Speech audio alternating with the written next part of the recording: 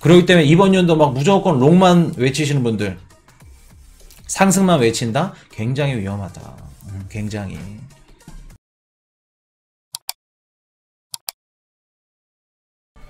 자, 21.7K 비트코인 살짝 빠졌습니다. 23K에서 22.8K 조정이 왔어요. 21.7K. 그렇게 매수하시려고 막 생각하셨고 막 마음고생 하셨던 분들 드디어 21.7K가 왔습니다. 조정이 나왔죠. 근데 조정이 왜 나왔는지는 한번 말씀을 드려볼게요. 자, 비트코인 가격이 왜 빠졌는지 보시면 비트코인 2,800, 리플 490원 다시 400원대, 이더리움 198만원, 도시코인 100원, 이더리움 클래시 27,000원 뭐 이런 식으로 쭉 빠졌습니다. 자, 거래 대금 가스가 이렇게 거래 대금이 많네요. 어거 이렇게 25%.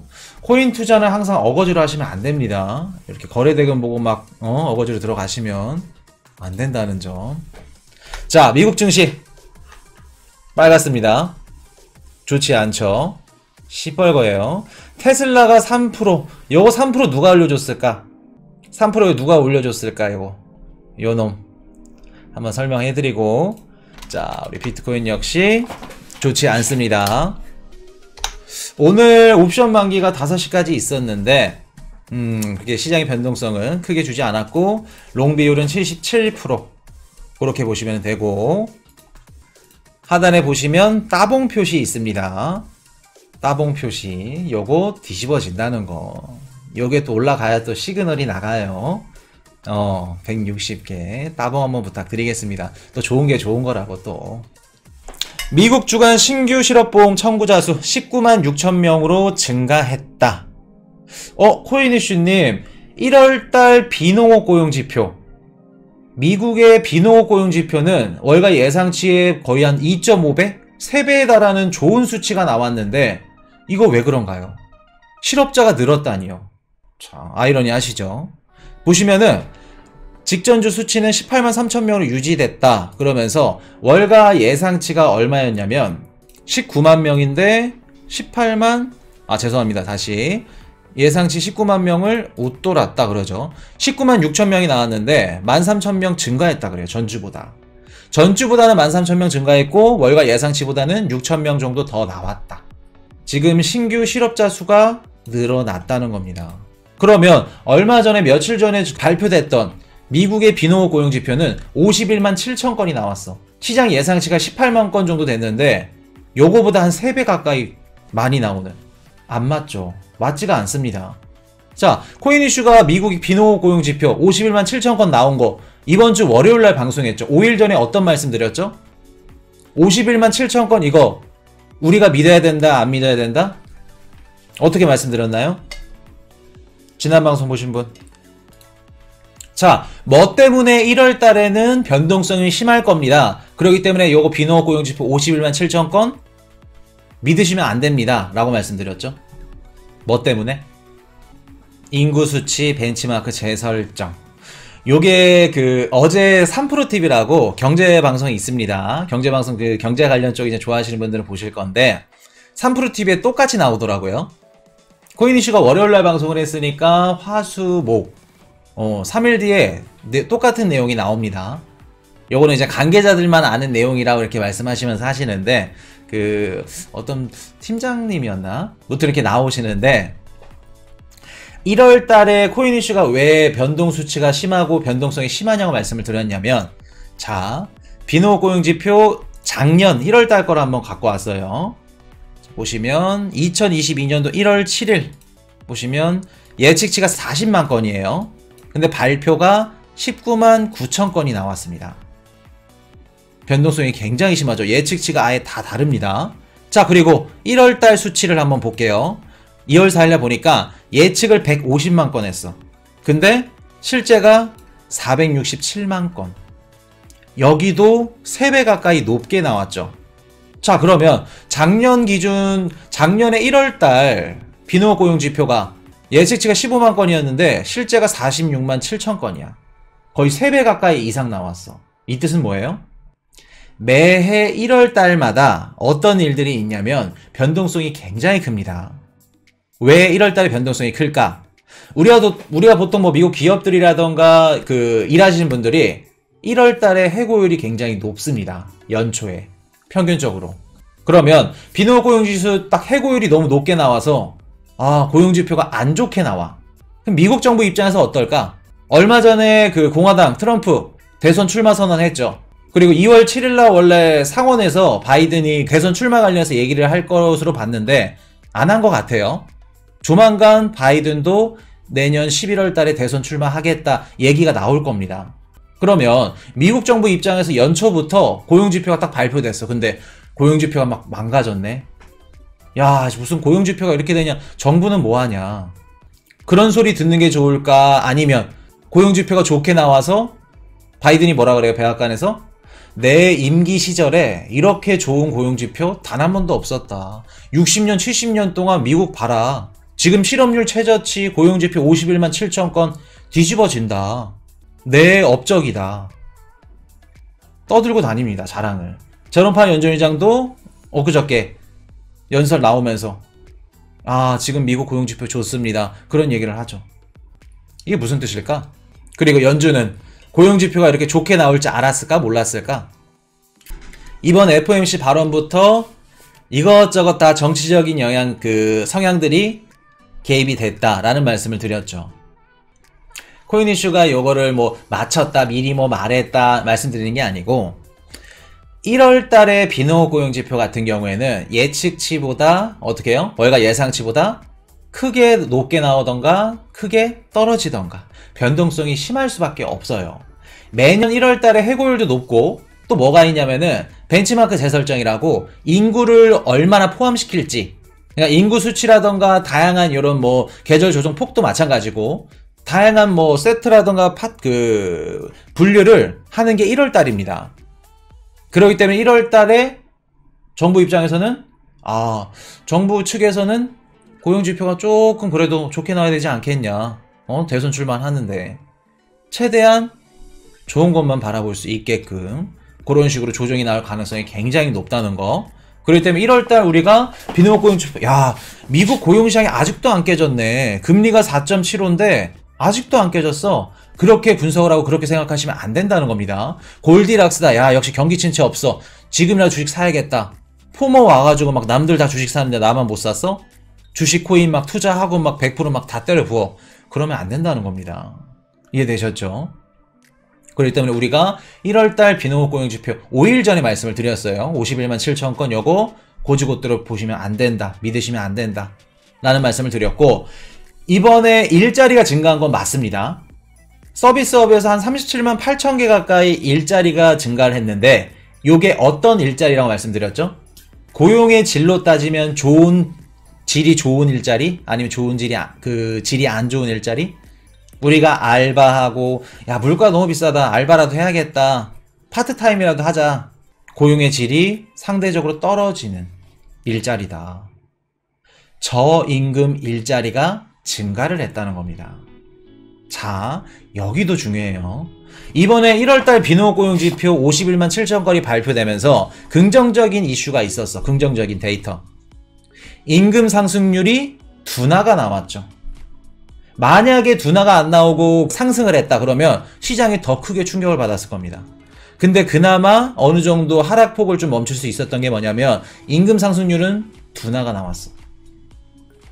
자, 근데 임금 상승률이 왜 둔화가 나왔을까? 그거를 보셔야 돼요. 우리가 보통 매달 이제 비농업 고용지표를 이제 조사를 하는데 거기에 임금 상승률이 들어갑니다.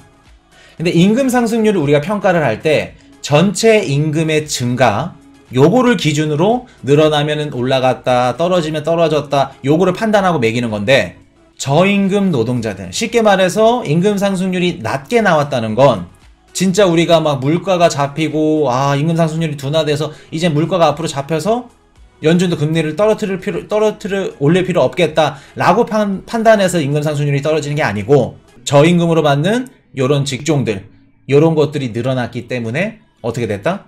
임금 상승률이 낮게 나올 수밖에 없다.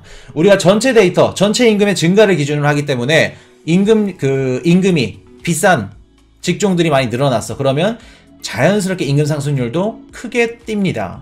근데 저임금 직종들이 많이 늘어났다는 건 뭐예요? 전체 임금 증가 기준을 했기 때문에 임금 상승률이 둔화가 나올 수 있다. 그러면 쉽게 말해서 정리해서 지금 임금 상승률이 둔화됐다는 게 진짜 물가가 떨어져서 임금 상승률이 꺾여서 라는 게 아니라는 겁니다. 이해되셨나요? 파트타임, 투잡, 쓰리잡 요런 질적으로 떨어지는 임금들이 올라갔다는 건 저임금 노동자들이 많이 늘어났다는 겁니다. 그러면 당연히 임금 상승률이 둔화될 수밖에 없겠죠. 낮게 나올 수밖에 없다는 겁니다. 그래서 보시면 지금 주간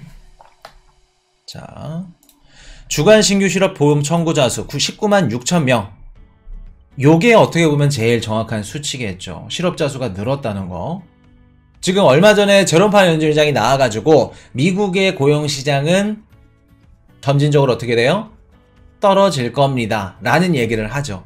그 말이 무슨 뜻이에요? 연준의장도 알고 있다는 겁니다. 고용시장은 무너질 수밖에 없다는 거. 그래야 물가를 잡을 수 있다는 것도 알고 있어요.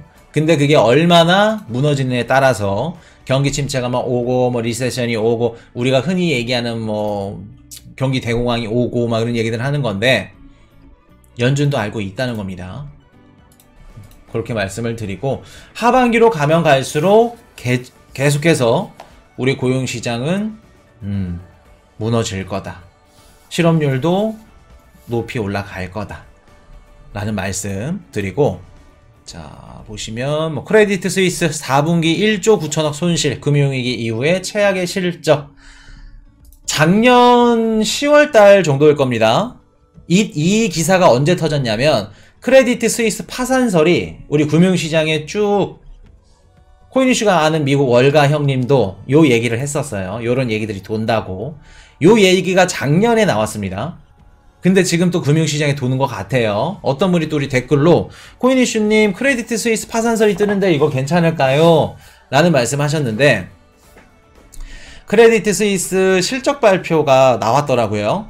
근데 4분기에 1조 9천억 손실 금융위기 이후에 최악의 실적 이런 식으로 그래서 이거를 막 리먼 브라더스 사태랑 막 비교를 하면서 그런 게 있었는데 그 코인이슈가 저번 방송에서 한국이 위험하다 한국 관련 얘기를 드리면서 올해는 어떤 리스크가 있다고 말씀을 드렸었죠.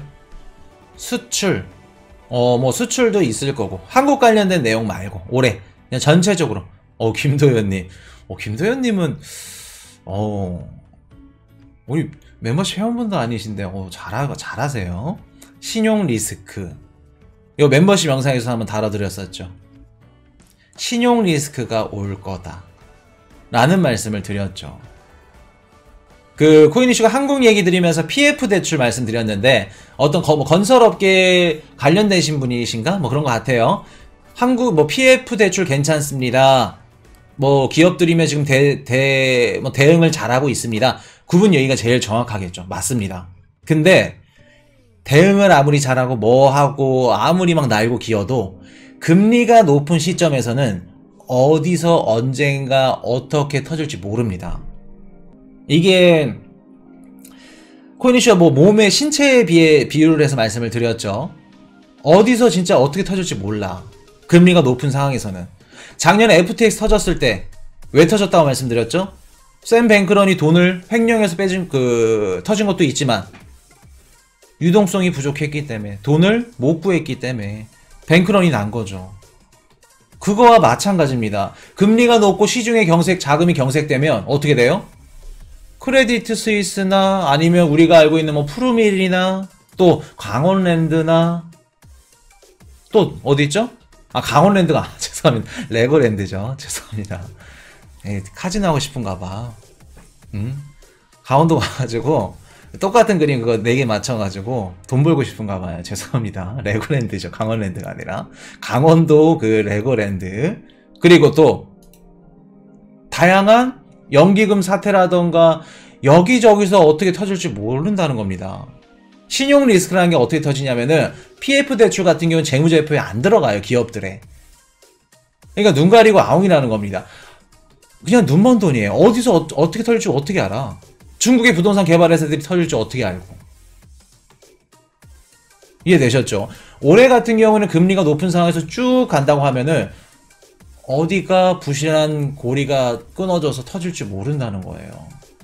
요것도 마찬가지입니다. 그렇기 때문에 이번 연도 막 무조건 롱만 외치시는 분들, 상승만 외친다? 굉장히 위험하다. 굉장히.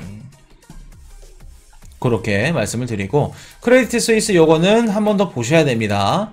아직 뭐 이거 관련해가지고 뭐 리먼 브라더스다, 우리 시장에 막 영향을 크게 준다, 아직 거기까지는 아니에요. 조금 더 시간이 있다는 거. 그래서 이런 것들은 작년 우리 연말에도 나왔는데, 지켜보셔야 된다는 거. 자, 말씀을 드리고, 일정 한번 짚어드리겠습니다. 자, 2월 10일 중국 생산자 물가지수 PPI 발표되고 오늘 발표되죠. 오늘 발표됐을 겁니다. 10시 30분이면 오전으로 알고 있는데 한번 볼게요. 아, 나왔네요. 중국 생산자 물가지수. 자, 예측치가 마이너스 0.5인데 마이너스 0.8. 이건 어떨까? 지표가 좋은 지표일까? 안 좋은 지표일까? 중국의 생산자 물가지수 PPI가 예측치보다 떨어졌대. 좋은 지표일까? 안 좋은 지표일까? 작년에 만약에 예측치보다 떨어졌다. 그러면 작년이면 좋죠. 왜? 물가가 조금 떨어지는구나. 작년이면은 좋게 받아들일 수 있겠죠. 근데 시장이 지금은 PPI가 이렇게 꺾였어? 야, 중국의 수출이 더욱더 안 좋구나. 안 좋아지는구나. 중국의 기업들 마진이 어떻게 된다? 여전히 심각하구나. 지금은 경기 침체, 작년엔 물가. 그렇게 시장의 키워드가 바뀌었다는 거 우리가 그렇게 읽으시면 됩니다. 요거 마이너스 0.3이었나요 방금? 예상치보다 안 좋게 나왔다는 거. 자, 2월 14일 중요합니다. 미국의 소비자 물가지수 또 떨어졌어. 저번 시간에 예측치가 6.3% 아니었나요? 코인씨가 기억하는 게 예측치 6.2%였나 저번 주에? 6.5에서 6.2로 6.3이가 6.2로 떨어졌죠. 지금 보시니까 예측치가 6.2입니다. 6.2라는 거. 자, 보시면은 미국의 CPI 6.2 나왔다고. 그대로네요. 요거 어떻게 나올지 좀 이따가 말씀을 드릴게요. 소매 판매 지표 발표되고 생산자 물가지수 PPI 발표된다는 거 17일날 회의록 공개되고 23일날 유로존 소비자 물가지수 CPI 발표되고 24일날 코어 PC 근원 개인 소비 지출 물가 지수 요거 나갑니다. 그리고 3월 3일날 미국 베이지부. 자, 그래서 보시면 코인 이슈가 요거 비농업 고용 지표 1월 달에는 변동성이 너무 큽니다. 우리가 고지고대로 믿으시면 안 됩니다. 라고 말씀드렸던 거. 왜 그런지 이제 이유를 좀 아시겠죠? 이유를 좀 아셔야 되고, 지금 미국 증시가 뭐 디즈니가 이제 실적 발표가 나왔고, 뭐 그냥 그렇게 나쁘지 않았습니다. 상승했다가 또 떨어졌다 이렇게 나왔는데 미국 증시가 빠졌어. 왜 빠졌을까? 자, 보세요. 1월 달에 미국 증시 포함 전세계 자산시장, 글로벌 자산시장이 좋았습니다. 좋았고, 최근 미국 증시의 지난 5거래일 동안, 이번 주죠. 월화수목금이죠. 개인 투자자들, 미국에 있는 개인 투자자들의 막대한 자금이 미국 증시로 들어왔어요. 연준 위원들의 매파적 발언, 시장에 영향을 없지는 않았지만, 크지는 않았습니다. 없지는 않았지만 크지는 않았다. 금리 최대 6%까지 가능하다는 설이 오히려 저게 더 맞겠죠. 지금 너무나도 좋은 고용지표로 인해서 기존에 믿지 않았던 얘네들 말을 믿기 시작했어. 누구들 말이요? 연준의 말을. 연준 위원들 매파적 발언이 막 세거나 그러진 않았습니다. 우리가 예상한 만큼. 근데 지금 시장이 연준의 말을 그래도 귀담아 듣고 있다. 귀담아 듣고 있다. 자, 항상 우리가 진짜 인간은 실수를 반복하고 되풀이한다는 말이 맞다는 게 뭐냐면 우리 비트코인도 마찬가지고 주식도 마찬가지고 시장이 어떻게 흘러가는지 말씀을 드려볼게요. 자, 비트코인 가격이 막 올라가기 시작해. 그러면 기관들은 이미 뭐를 했다는 거예요? 기관들은 이미 뭐를 했다? 비트코인 가격 기준으로 말씀을 드려볼게요. 자, 비트코인이 16K에서 18K, 20K, 23K까지 올라갔어. 그러면 기관들은 얼마에 담았다는 거예요? 비트코인을? 16K도 담고 18K도 담고 20K, 21K도 담았다는 겁니다. 그리고 23K에서 일부분 익절을 했다는 거예요. 수익 실현을 했다는 겁니다. 근데 23K 정도쯤에 누가 들어와요? 16K 때는 야 더 떨어질 것 같아 막 하가지고 못 사. 야 누가 어떤 방송에 10K까지 간다더라. 그분 분석이며 그분은 시드가 얼마나 돼가지고 어떤 분석을 해서 10K가 나왔을까? 자, 믿을 사람은 믿어야지. 16K일 때는 사라고 해도 못 사. 16K에 매수 시그널 나가고 사신 분들은 우리 코인이슈 가족분들밖에 없을 겁니다. 멤버십 분들. 16K에 매수하고 누구예요? 기관들이랑 같이 매수한 거예요. 16K 못 샀다가 18K 되니까 아 아까워 16K 또 떨어지겠지. 20K 올라가네. 아 그럼 18K만 돼도 사자. 21K, 23K까지 올라가. 그제서야 어떻게 해요? 야 나만 돈 못 버는 거 아니야? 포모 16 오면서 16K 봤던 거 아쉬워하면서 23K 지금이라도 사자. 불장이다 상반기. 근데 23K 샀더니 어떻게 돼요? 21K 쭉 떨어지죠. 항상 그러면 우리 개인 투자자들 개미는 언제 진입을 한다? 주식이든 코인이든 다 똑같아. 언제? 막바지에. 우리 2021년도 비트코인 처음 진입하신 분들 상반기 아니면 연말일 겁니다. 그때 비트코인 상반기에 6천 얼마인가 갔죠. 하반기에 8천 얼마 갔습니다. 상반기에 7천까지 갔나? 그게 뭐냐면 개인들은 뭐예요? 그냥 가격 오르면 좋아가지고 그거 듣고 오는 겁니다. 자, 지금 미국 주식에 미국 증시에 지난 5거래일 동안 개인 투자자들이 자금이 뒤집어지게 들어왔어요. 최근에 어떤 게 핫하죠? 미국 증시? 주도주들. 코인이슈랑 저저번 시간에 우리 챗 GPT 했죠. 마이크로소프트가 개발한 챗 GPT 해가지고 코인이슈 비트코인에 비트코인은 어떻게 생각하냐 뭐 이런 얘기들 보셨죠. 챗 GPT 같은 AI 관련주들이 급등을 했습니다. 최근에. 그리고 테슬라 많이 올랐죠. 자, 테슬라 3% 혼자 이렇게 시퍼렇죠. 요거 개인 투자자들이 올려준 겁니다. 그러면 테슬라에 유입됐고 엔비디아, 마이크로소프트 같은 AI 관련주들에 유입이 된 거 미국 증시의 개인 거래, 개인 투자자들, 개미들이 들어왔다는 겁니다. 그러면 지금 장세는 어디쯤 와 있다? 장세는? 자, 한 가지 또 한번 예를 들어볼까요? 아주 소름 돋는 거 한번 말씀드려볼게요. 일주일도 안 됐어. 며칠 전에 시바이누 코인이 몇 프로 폭등했죠? 요거 막 18, 19까지 올라갔어. 20까지 갔었나?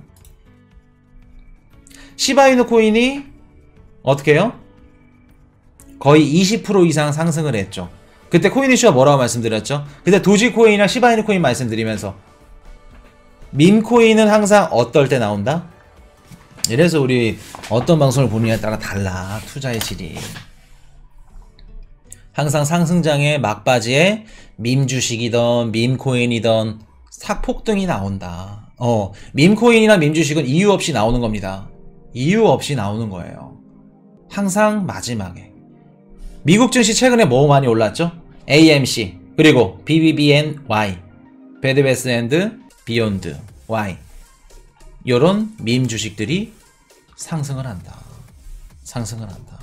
그렇기 때문에 요런 것들을 우리가 관점에 봤을 때 물론 단기적으로 봤을 때 올라갔다 떨어졌다 충분히 나올 수 있어요.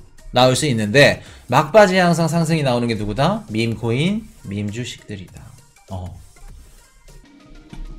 그래서 이런 것들 우리가 보시면은 물론 항상 시장의 끝이 뭐 밈코인이 오른다, 밈주식이 오른다 맞지는 않습니다. 맞지는 않지만 보통 우리가 상승장 끝 마지막 무렵에 밈코인이든 밈주식이든 이렇게 상승하는 이런 장들, 흐름들이 굉장히 많이 나왔다. 굉장히. 코인 이슈가 기다리세요. 매수만 어떻게 넣을까요? 코인 이슈 내 가격 좀 떨어질까요? 막 조급해. 조급할 필요가 없다는 겁니다. 왜 조급해? 충분히 기다리면 조정이 오는데. 자, 왔죠? 21.7K. 기다릴 필요 조급해 할 필요 없습니다. 자, 그렇게 한번 말씀을 드리고. 그래서 이번에 1월달 미국 주식, 뭐 전세계 자산시장 다 이렇게 상승 나오는 것들이 뭐냐면, 보통 기관이 매수를 했고, 어느 정도 일부분 엑시트가 들어가면, 그때 개인 투자자들이 들어온다. 그런 것들, 시장의 심리, 이런 것들도 우리가 알고 계셔야 됩니다. 그리고, 포모로 인한 매수 심리, 상승 작용했을 가능성 굉장히 높다는 거, 그렇게 말씀을 드립니다. Hey, I got a confession. Been losing all momentum. Just because it's easy, well, that don't make it better.